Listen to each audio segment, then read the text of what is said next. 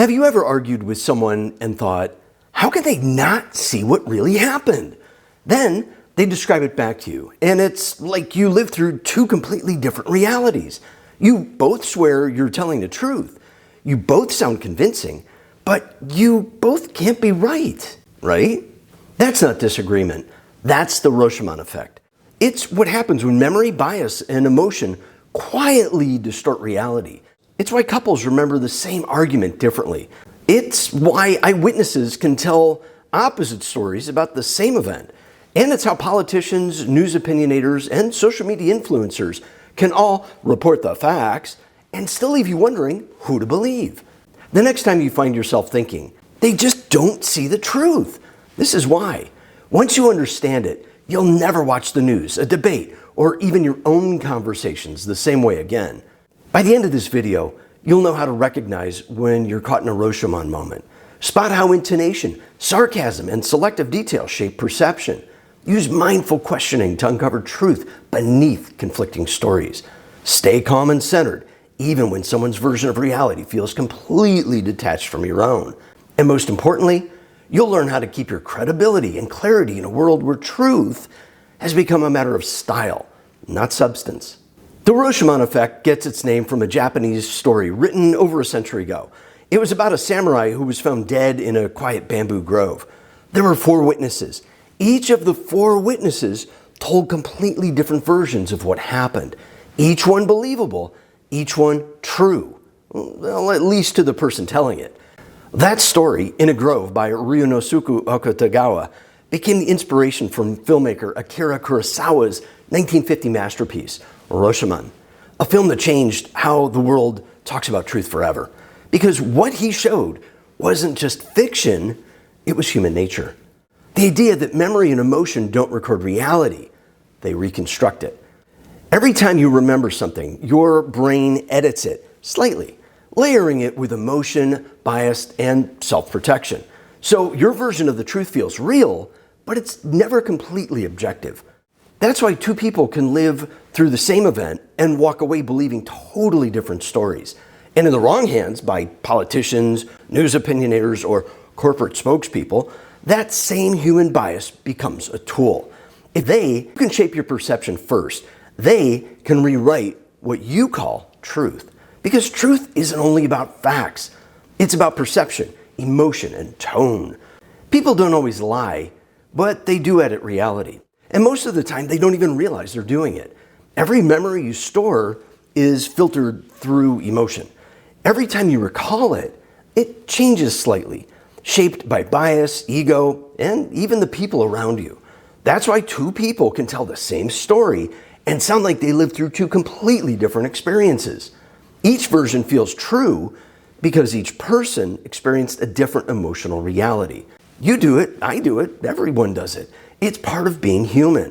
But here's where it gets dangerous. Politicians and media outlets know this. They weaponize it. They tell stories that sound like your version of reality, not the reality. They speak with confident intonation and carefully rehearsed tones of certainty, so you never question whether they're right, only whether the other side is lying. We don't just see the world differently. We create our own internal documentary, edited, scored, and narrated by emotion. Psychologists call it egocentric bias. It means we reshape memories in ways that make us look better, stronger, or more reasonable. Politicians do it on camera. News opinionators do it with tone. And we do it in everyday conversations, at work, at home, and especially when emotions are on high. That's why communication breaks down. When both sides believe they're the hero of the story, truth becomes the first casualty. Everyone has a reason. Everyone has a truth. The psychology behind the effect. Neuroscientists call it memory reconstruction. It's not a glitch. It's how the brain works. When you witness something, your mind doesn't store it like a camera. It captures fragments, emotion, color, sound, and context, then fills in the blanks later. Every time you recall that memory, you rebuild it. Each recall edits it slightly, like making a copy of a copy of a copy of a copy. Eventually the image fades and the story starts to shift. That's why eyewitnesses to the same event can sound like they lived in two different worlds.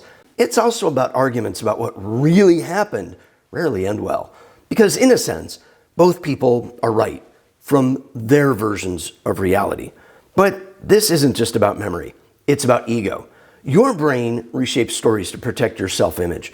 It softens the edges of mistakes, rewrites your reactions, and filters out the moments that hurt your pride. That's how false beliefs become self-inflicted manipulation. And when emotion gets involved, especially fear, anger, or pride, those edited memories feel even more convincing. You don't just believe them, you defend them. Now, imagine what happens when skilled communicators, politicians, influencers, or media personalities understand this. They highlight the part of the story that matches your emotions. They speak with confidence, calm tone, and rehearsed certainty. They use intonation and sarcasm to make their version feel like the truth. It's not pure deceit, it's narrative control. And the more confident the delivery, the more believable the story becomes. They don't just report facts, they rewrite feelings. Let's bring this closer to home. Let's say two coworkers argue in a meeting. Later, you get to ask each one what happened. One says, "She completely lost her temper and embarrassed me." The other says, "I stayed calm. She was the one who got defensive." Both sound believable. Both feel right. And both are wrong and right at the same time. Why? Because emotion filters perception, and perception filters memory. This is why video evidence, tone of voice, and body language often reveal more than words ever can. When sarcasm slips in, it distorts the listener's reality, mocking sincerity, masking insecurity, or signaling control. Now, imagine you're the one caught between them. You can either take sides or you can take charge of the truth. Instead of asking who's telling the truth, say this. Let's walk through what each of us remembers. Then watch what happens. The tone shifts. You're not debating anymore. You're reconstructing. You've removed ego, sarcasm, and blame from the equation. And when ego leaves the conversation, clarity walks in. That's how truth moves from conflict to collaboration. Now, let's zoom out. Scroll through two different news networks after a major news event, and you'll swear they're describing two different worlds. Same facts, different tones, edits, and angles. That's Rashomon in real time. Even when the intonation of a news opinionator's voice tells you how to feel, serious, outraged, amused, or afraid, that's not reporting. That's emotional framing. And sarcasm plays the same game. When someone says, "Oh, sure, that's totally what happened," the words might agree, but the tone attacks. Sarcasm is mini Rashomon, truth twisted by tone. And in the digital world, where attention equals money, the algorithm rewards outrage over accuracy. The more extreme your truth sounds, the faster it spreads. That's how social media turned perspective into performance. Here's the insight that changes everything. When you understand how easily perception bends, you stop trying to win arguments and start seeking understanding. That's where mindful communication begins. And that's how you protect your truth from manipulation. So, how do you respond when everyone around you knows they're right? Here's what works. Step 1, listen before labeling.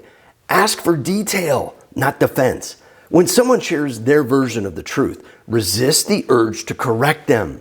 Instead say, "Walk me through what you saw happen," or "What makes this feel true to you?"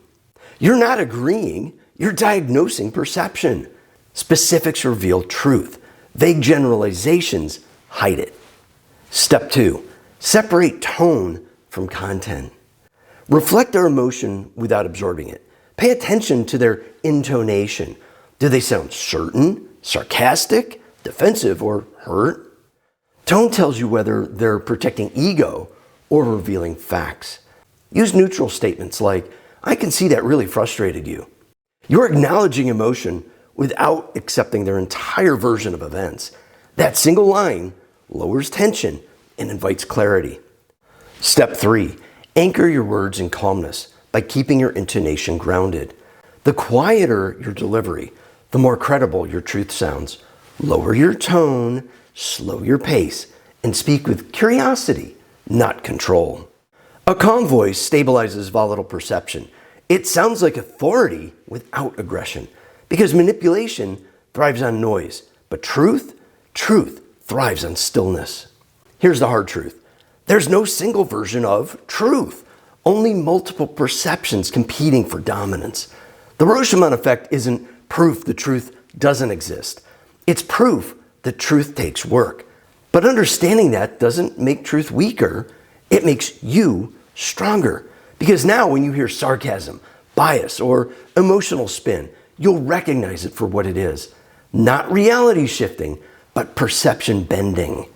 You can't always control what people believe, but you can control how you communicate what you know.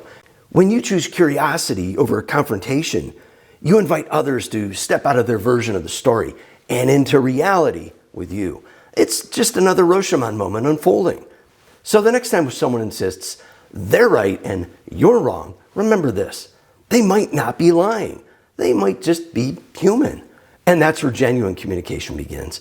Because understanding perception is one thing, but facing what happens when you really see the truth, that's where the real growth begins. If this video helped you see truth a little differently, share it with someone who might be stuck seeing the world only from their side. It could open up a conversation that changes everything.